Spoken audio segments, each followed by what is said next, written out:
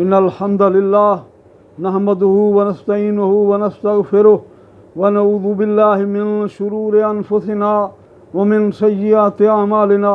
من يهده الله فلا مضل له ومن يضلل فلا هادي له وأشهد أن لا إله إلا الله وحده لا شريك له وأشهد أن محمدا عبده ورسوله صلى الله عليه وسلم وعلى آله وصحبه ومن تبعهم بإحسان إلى يوم الدين يا أيها الذين آمنوا اتقوا الله حق تقاته ولا تموتن إلا وأنتم مسلمون يا أيها الناس اتقوا ربكم الذي خلقكم من نفس واحدة وخلق منها زوجها وبث منهما رجالا كثيرا ونساء واتقوا الله الذي تساءلون به والأرحام إن الله كان عليكم رقيبا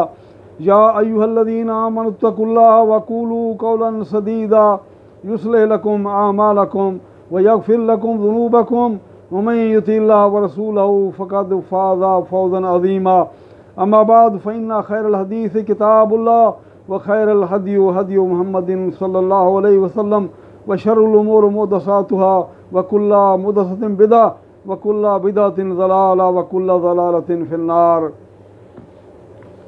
السلام علیکم ورحمۃ اللہ وبرکاتہ۔ میرے محترم بھائیوں، اللہ تعالیٰ کا عظیم احسان و انعام ہے کہ اس نے مجھے اور آپ کو مسلمان بنایا۔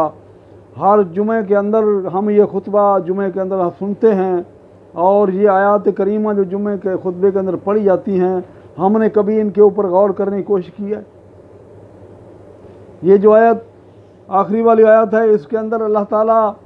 فرما رہا ہے یا ایھا الذین آمنوا اتقوا اللہ وقولوا قولا سدیدا،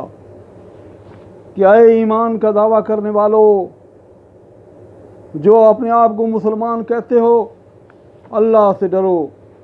یا ایھا الذین آمنوا اتقوا اللہ وقولوا قولا سدیدا، اور بات کرو سچی، سیدھی بات کرو۔ یہ دو کام کرنے کے اللہ تعالیٰ نے ہمیں اس آیت کریمہ کے اندر حکم دیا ہے تمام مسلمانوں کو، کہ ایک اللہ کا تقوی اختیار کرو، اور دوسری بات کرو، جو بھی بات منہ سے نکالو وہ صحیح اور سچی بات ہو، جس کے اندر ذرا بھی کجی نہ ہو، قول سدید۔ تقوی اللہ تعالیٰ کا کیا ہے کہ اللہ تعالیٰ نے ہمیں جو کام کرنے کا حکم دیا ہے ہم وہ کام کرنے والے بنیں،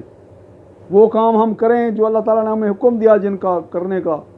اور جن کاموں سے اللہ تعالیٰ نے ہمیں روکا ہے اس سے ہم رک جائیں۔